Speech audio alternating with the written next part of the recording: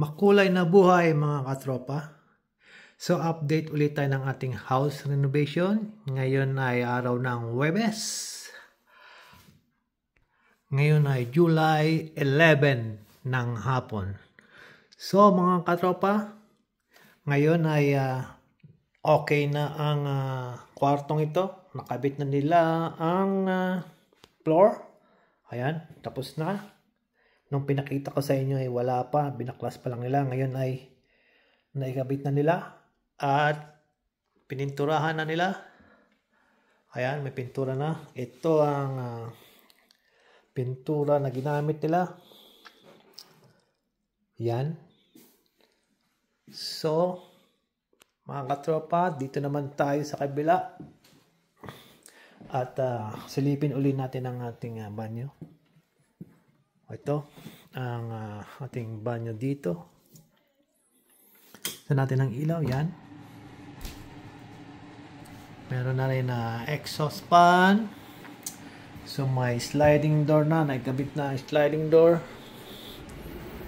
Yun. Gumagana. Ayos. So kompleto na ang ating banyo. Ang mirror na lang, talagang hindi pa nakakabit. At ang heater. Dito ay kakabit yung heater doon. Ito yung kanyang heater dahil para sa winter. At ito naman ang kakabit na mirror. Maganda tong mirror na to kasi meron siyang Bluetooth. Ayan o, Bluetooth. Pwede kang magpatugtog ng pwede mo siyang i-connect ang iyong cellphone. At pwede kang magpatugtog ng music habang ikaw ay naliligo. At meron din siyang ilaw. Yan. So, dito naman tayo sa sala. Ganun pa rin. Makalat pa rin.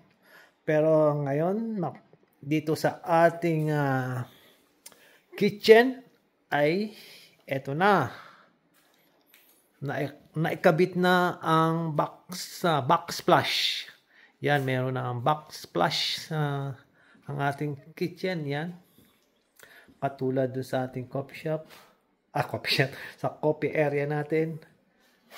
Yan, meron ng backsplash. Ang ating kusina. Yan, katulad siya dito sa ating coffee area. Yan. Yan. So, mga katropa, yan ang ating update sa ating house renovation sa araw nito. Maraming salamat sa inyo. Thank you for watching. God bless you all.